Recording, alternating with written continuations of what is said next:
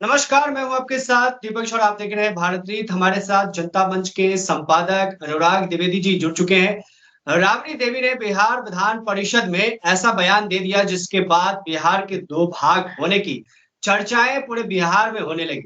दरअसल 26 नवंबर को पार्लियामेंट के भीतर राष्ट्रपति द्रौपदी मुर्मू और प्रधानमंत्री नरेंद्र मोदी, देश के नेता प्रतिपक्ष राहुल गांधी ने संविधान का मैथिली में विमोचन किया, जिसके बाद ये चर्चाएं होने लगी कि क्या मिथिला राज्य बनाने के लिए सरकार कुछ सोच रही है। ऐसा इसलिए क्योंकि एम्स जो पटना में बनना था वो दरभंगा में बना। अब ये खबर आग की तरह फैल रही है कि राबड़ी देवी ने मिथिला राज्य की मांग की है। सबसे पहले अनुराग जी, आपका स्वागत है। जी, बहुत बहुत धन्यवाद। भारत रत्न के सभी दर्शकों को मेरी शुभकामनाएं। दिन अच्छा हो और आगे भी अच्छा हो। सर, अनुराग जी, मेरा सबसे पहला सवाल यही है कि जो राबड़ी देवी ने विधान परिषद में सवाल किया, मांग कर डाली कि भाई मिथिला राज्य बना दीजिए। चल रहा था ये कि जो मिथिला को वो सम्मान दिया गया, मैथिली भाषा में संविधान की विवेचना की गई, उसी में धन्यवाद प्रस्ताव चल रहा था विधान परिषद में। इसमें दिक्कत क्या है जो कटाक्ष करते हुए कहती है कि मिथिला राज्य बना दीजिए? देखिए, पहली बार की राबड़ी देवी ऐसा पहली बार नहीं बोली है। इससे पहले भी मिथिला राज की काफी बात हो चुकी है। इससे पहले भी और काफी लोग भी मिथिला राज की बात करते हैं। आपने कहा कि जो एम्स पटना में बनना था, पटना में ऑलरेडी एम्स है मालिक, और उसके बाद वहाँ आपके आपके यहाँ एम्स बन रहा है। तो एम्स तो बिहार में दूसरा एम्स है, वो बन रहा है। जाहिर सी बात है कि एक बड़े हिस्से को कहीं ना कहीं से उसको टारगेट किया गया है कि यहाँ पे अगर एम्स बनता है तो सुविधाएं मिलेगी, जन सुविधाएं। और रही बात राबड़ी देवी की, कि राबड़ी देवी ने विधान परिषद में कहा कि मिथिला राज बना दीजिए। सबसे बड़ी बात तो ये है कि अच्छा लगा कि मैथिली भाषा में प्रधानमंत्री नरेंद्र मोदी ने और जो बाकी और भी लोग थे उनके साथ जो विमोचन किया गया मिथिला में संविधान की, और संस्कृत में, दोनों भाषाओं में संविधान को वहां पे एक विमोचन किया गया।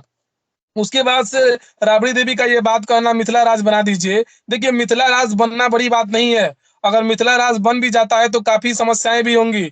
स्पेशल स्टेटस भी नहीं मिल सकता है मिथिला राज्य को। अगर बन जाता है तो कौन से हिस्से को आप मिथिला राज्य में रखेंगे पूरे? एक तो वैसे भी बिहार गौरवशाली और समृद्ध बिहार है, और इस बिहार में एक अगर आप दूसरा हिस्सा देखना चाहते हैं तो फिर ठीक है। अगर आपकी सोच ही ऐसी है तो फिर करते रहिए आप ऐसा।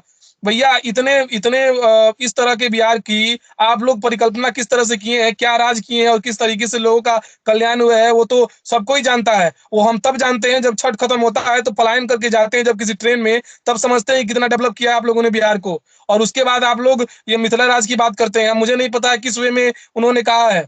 मुझे नहीं पता है कि राबड़ी देवी ने किस वे में कहा है। क्या वो ऐसे ही उन्होंने फ्लो फ्लो में कह दिया है, या फिर कुछ सोची समझी बोली है वो कि नहीं मिथिला राज बनना ही बनना चाहिए? अगर बनना ही बनना चाहिए तो मालिक पहले आपको इसको तो संभाल लीजिए।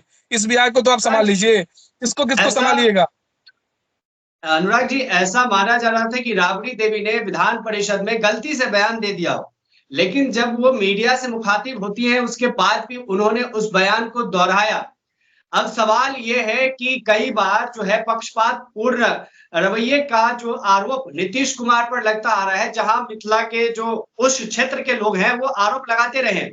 मैं कभी नहीं चाहता हूं कि हम कभी नहीं चाहते कि बिहार अब दो भागों में बटे। हमने देखा कि कैसे झारखंड अलग हुआ, उसके बाद झारखंड की क्या हालातें हैं। लेकिन सवाल यही है कि इससे आखिर राबड़ी देवी मैसेज किसे और क्यों और क्या देना चाहती है? देखिए, राबड़ी देवी अगर सोच समझ कर बोली है, अगर विधान परिषद में बोलने के बाद अगर मीडिया से मुखातिब होती हुई अगर ये बात बोली है कि मिथिला राज होना चाहिए और सोच समझ के बोली है, तो भैया आप छोड़ दीजिए। मतलब आप लोग मत कीजिए, दोबारा ये मांग मत उठाइए कि आपका मिथिला राज बने। ठीक है। और पहली बात कि नीतीश कुमार के ऊपर अगर पक्षपात का आरोप लगता है कि वो अपने ही गृह जिला में या अपने जगह पे अधिक काम करते हैं और मिथिलांचल में नहीं करते हैं, भैया चंपारण में भी तो वही हाल है। चंपारण का ये जो पश्चिमी चंपारण है, पूर्वी चंपारण है, इससे सटा हुआ और भी जो जगह है, कहाँ मुजफ्फरपुर है, कहाँ ऐसा उतना डेवलप हो गया जितना डेवलप वो अपना नालंदा किए हैं। इस देखिए, ये हम कई एंगल से देख सकते हैं। सिर्फ ऐसा एक देखिए, मिथिलांचल ही नहीं आपने है, अनुराग सीतामढ़ी जी, मैं बीच सीतामढ़ी में नहीं यही है, कहना चाहूंगा। दरभंगा नहीं, सही समस्तीपुर सही ही सिर्फ आप ऐसा नहीं है। नहीं, जी। आपने सही कहा कि डेवलप नहीं होना उस पे सवाल करना जायज है, लेकिन हम्म। अलग राज्य की मांग कर देना ये कहाँ तक जायज है? बिल्कुल। बिल्कुल, अगर मुजफ्फरपुर में अगर विकास नहीं होता है, तो बताइए मुजफ्फरपुर के लोग कहें कि नहीं मुजफ्फरपुर तुम अलग कर दो। वैसे भी चंपारण के बगल का हिस्सा है और थोड़ा बोली का अंतर हो जाता है, तो क्या उसको भी अलग कर देना चाहिए? अगर सिर्फ़ किसी भाषा के साहित्य या उसके होने की वजह से अगर किसी क्षेत्र को आपको बाँटना है, तो भैया मध्य प्रदेश में कई जनजातियाँ हैं जिनकी अलग-अलग भाषाएँ हैं, तो क्या उनको भी वहाँ पे भी 2 टुकड़ा कर दिया जाएगा मध्य प्रदेश का? उत्तर प्रदेश में कई ऐसा है जैसे जाट जो जो सहारनपुर है, सहारनपुर उत्तर प्रदेश में आता है। उत्तर प्रदेश का जो सहारनपुर है वहां पे लगता है कि आप हरियाणा में आ गए, तो क्या उसको हरियाणा में कर दिया जाएगा? या पश्चिमी उत्तर प्रदेश और पूर्वी उत्तर प्रदेश की बात होती है, पूर्वांचल की बात होती है, तो क्या इसको बिहार में कर दिया जाएगा? गोरखपुर को, देवरिया को, मऊ को, बनारस को? ऐसा तो नहीं होता है ना भाई। अगर आप लोग ऐसा कर रहे हैं, मतलब वो लोग अगर ऐसा करने को सोच रहे हैं, तो आप लोगों ने बिहार को ऐसे ही ले डूबा। अब अगर और डुबाना चाहते हैं तो कीजिए। आपके मिथिलांचल के अलग करने से आपका बिहार बहुत ज्यादा विकसित नहीं हो जाएगा, या फिर मिथिलांचल बहुत ज्यादा विकसित नहीं हो जाएगा। पहले आप लोग इसको तो देखिए मालिक, उसके बाद कीजिएगा कुछ। आज के समय में यदि आप देखें तो जब ये सवाल विधान परिषद में उठाया गया, तो राबड़ी देवी ने जो कहा वो मैं कोट करना चाहता हूँ। राबड़ी देवी ने कहा कि बहुत अच्छा है, सब कुछ जब हो ही रहा है तो मिथिला राज्य बना देना चाहिए और बीजेपी के नेताओं को मिथिला राज्य की मांग को लेकर पीएम मोदी से मुलाकात करना चाहिए। आपको मैं बता दूं तो कई विशेषज्ञ ये मानते हैं कि जो मिथिला राज्य, जो मैथिली भाषा में संविधान की विवेचना पुस्तक निकाली गई है, तो ये बीजेपी ने कहीं न कहीं 2025 बिहार विधानसभा चुनाव के लिए वोटर को साधने के लिए किया गया है। लेकिन वही अब एक जो अपोजिट साइड के विशेषज्ञ हैं, वो कहते हैं कि आरजेडी के तरफ से राबड़ी देवी ने गुगली फेंक दिया है मिथिला राज्य को लेकर।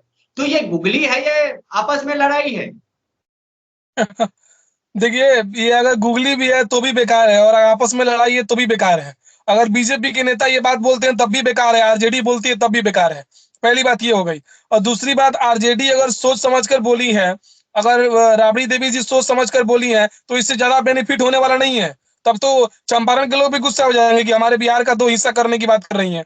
अगर वो सही मायने में बोली हैं, या फिर दूसरे वे में बोली हैं कि अगर आप लोग पुस्तक मतलब इसकी विमोचना भी कर दिए संविधान की, तो अलग ही राज्य बना दीजिए। मतलब कई लोग ऐसे भी बोल देते हैं, या मतलब थोड़ा-सा गुस्साए होके बोल दें या फिर अलग तरीके से बोल दें। अगर ऐसे ही बोली हैं, तो फिर ठीक है।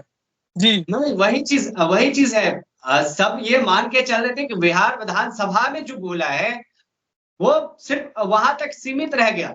तो ये गलती से जब निकल जाता है तो मीडिया में आकर सफाई दी जाती है ना अनुराग जी की, कहते हैं कि देखिए ऐसा है कि हम बोलना कुछ चाह रहे थे, बोलना ये हमारे ये कहने का मतलब नहीं था। लेकिन राबड़ी देवी से जब पूछा गया इसी पर सवाल तो उन्होंने कहा कि हाँ, हम चाहते हैं कि मिथिला राज्य बन जाए।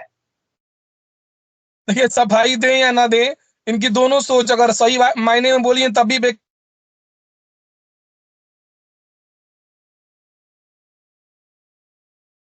जी। और ये समझ लें कि अगर किसी भी तरीके से इस तरीके की बातें चल रही हैं बिहार में, तो हम लोग तो कतई मंजूर नहीं करेंगे। एक बिहारी होने के नाते अब मैं नहीं चाहूंगा, मेरा पर्सनल ओपिनियन है कि बिहार से अलग हो कोई दूसरा राज्य, जैसे झारखंड हुआ उस तरीके से हो। इतना बड़ा क्षेत्रफल भैया, हम लोग इसको डेवलप करना चाहते हैं, और तो हम लोग चाहते हैं अखंड बिहार की बात करेंगे। जी। हम तो अखंड बिहार की बात करेंगे, झारखंड भी आ जाए हमारे में फिर से। जी, बिल्कुल, बिल्कुल, हम लोग सोचेंगे कि कम से कम नहीं, लेकिन ठीक है, अभी जो है उसको डेवलप किया जाए, ये हम लोग चाहते हैं, लेकिन अब इसमें से कोई कटाव हो, कोई बड़ा हो, ये बड़ी बात नहीं है, ये तो बहुत नीची हरकत है। तो क्या लगता है इस बयान के बाद किसे ज्यादा घाटा होने वाला है, आरजेडी को या बीजेपी को? इस बयान से देखिए, इस बयान से तो अब जनता के ऊपर डिपेंड करता है कि जनता क्या सोचती है, किस तरीके से इसको लेती है। बयानबाजी तो काफ़ी होती है, कई चीज़ों को लेकर होती है। जनता के ध्यान में कितना जाता है, कितना नहीं जाता है, ये तो जनता तय करेगी आने वाले समय में, 2025 के चुनाव में। 4 जगहों पे उपचुनाव हुए हैं, पता लग गया है।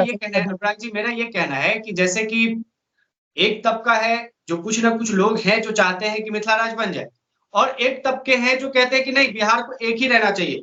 तो कहीं ना कहीं किसी को तो इस बयान से फर्क पड़ने वाला है ना कि भाई ऐसा बयान नहीं देना चाहिए था और वो एक तबका वोट नहीं करेगा आरजेडी को या बीजेपी को।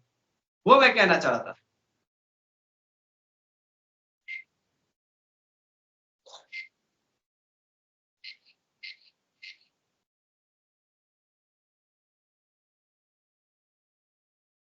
चलिए आगे कंटिन्यू रखेंगे लेकिन अभी जो है नेट प्रॉब्लम चल रहा है, नेटवर्क इशू। तो फिर से हम बात करेंगे जब ये जुड़ जाएंगे। सवाल वही कि किससे फर्क पड़ने वाला है और मिथिला राज्य बनाने को लेकर जो मांगे की जा रही हैं वो कब तक जायज है और कितना सही है। सवाल यही है। डेवलपमेंट का क्या स्ट्रक्चर तैयार किया गया है वहां के लोगों की तरफ से, ये भी एक बड़ा सवाल है।